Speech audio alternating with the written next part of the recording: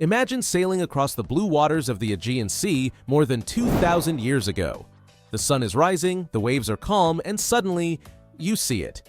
A giant statue of bronze taller than anything you've ever seen, shining in the sunlight. A guardian at the entrance of Rhodes, a symbol of victory, a wonder of the ancient world. But here's the shocking truth. Most of what people think they know about the Colossus of Rhodes might actually be a myth. And in the next minute, I'll tell you a secret about this statue that will completely change how you imagine it. Part 1. The City of Rhodes. The story begins on the small but powerful island of Rhodes, located in the Aegean Sea near modern-day Greece and Turkey. In the 4th century BCE, Rhodes was more than just an island. It was a powerful trading hub. Its location gave it control over key trade routes between Greece, Egypt, and the Eastern Mediterranean. Ships from all over the world passed through its harbors. The people of Rhodes became rich, and with wealth came ambition. They built beautiful cities, strong walls, and wanted to show the world their greatness. But there was one event that pushed them to build something unlike anything seen before. Part 2. The Siege of Rhodes. In 305 BCE, a powerful king named Demetrius Poliorcetes, also known as Demetrius the Besieger, attacked Rhodes with an enormous army. He wanted to capture the island and control its trade. Demetrius brought with him a massive siege tower called the Helepolis, or Taker of Cities. This machine was said to be over 150 feet tall, covered with iron plates, and rolled on wheels to break through the city's defenses. But the people of Rhodes resisted bravely. Despite the terrifying power of Demetrius's army, the Rhodians stood firm. After a year of battle, Demetrius failed to conquer the island and was forced to retreat. When the war ended, Rhodes not only survived, it thrived. The Rhodians captured much of Demetrius's abandoned war equipment and sold it for a huge sum of money. And what did they decide to do with that wealth? They wanted to build a monument so grand, so awe-inspiring, that the world would never forget their victory. This was the birth of the Colossus of Rhodes. Part 3. Building the Bronze Giant. The Rhodians hired the sculptor Chares of Lindos, a student of the famous sculptor Lysippos, who had created colossal statues of Greek gods. Chares was given a challenge unlike any other, to build a statue so enormous that it would symbolize the strength and independence of Rhodes. The chosen figure was Helios, the Greek sun god, protector of Rhodes. The Rhodians believed Helios had helped them defeat Demetrius, and so they wanted to honor him with this masterpiece.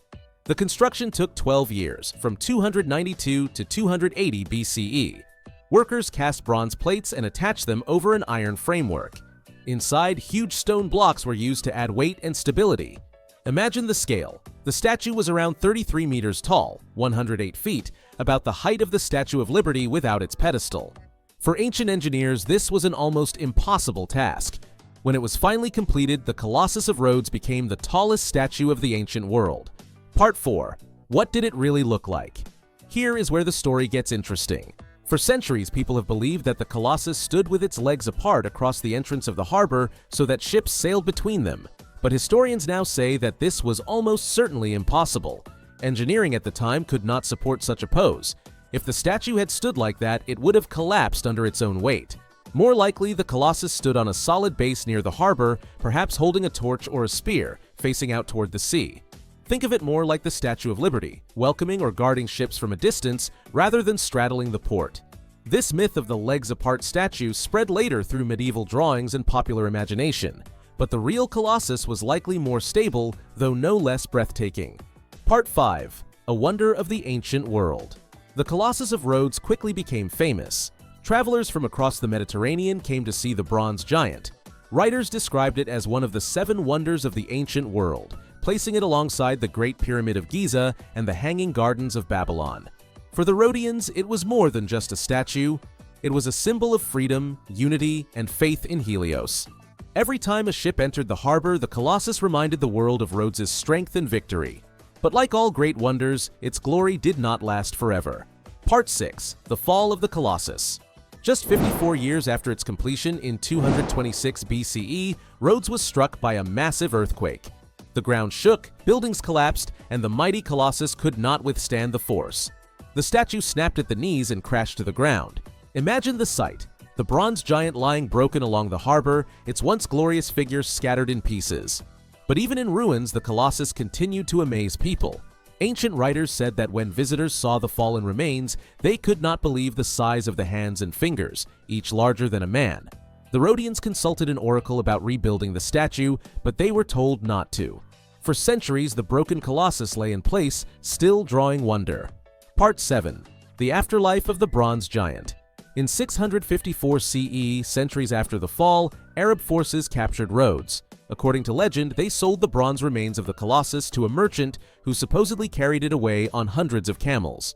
Whether this story is true or exaggerated, one thing is certain: the physical Colossus was gone. But its memory never died. Artists, poets, and historians kept the legend alive. The Colossus became a symbol not only of Rhodes, but of human ambition, the dream of building something so grand it defied imagination. Part 8. Real-life parallels and influence. The Colossus may be lost, but its spirit lives on in modern monuments. Think of the Statue of Liberty in New York, gifted by France in 1886. At 151 feet tall, it is often called the modern Colossus. In fact, Emma Lazarus's famous poem at the statue's base even refers to it as a new Colossus. Just like the Colossus of Rhodes, the Statue of Liberty stands by the water, a symbol of freedom, hope, and human achievement. Even today, when we look at skyscrapers, massive statues, or grand engineering projects, we are following the same human desire that inspired the Rhodians: to build something that will outlast us, something the world will never forget. Before we continue, let me ask you this: if you lived in ancient Rhodes and saw the Colossus with your own eyes, what would your first reaction be? Would you feel awe, pride, or maybe even fear? Tell me in the comments below. I'd love to hear your thoughts. And don't forget to like this video if you're enjoying the journey through history. Part 9. Could the Colossus be rebuilt? In recent years, architects and historians have wondered, could we rebuild the Colossus of Rhodes today? Some proposals suggest building a modern version as a tourist attraction, even taller than the original. Others say it should be a museum or cultural center, honoring Rhodes's history. While nothing has been built yet, the idea continues to inspire people. Perhaps one day the Colossus will rise again, not as an ancient wonder, but as a modern symbol of unity. Part 10. Legacy of the Bronze Giant.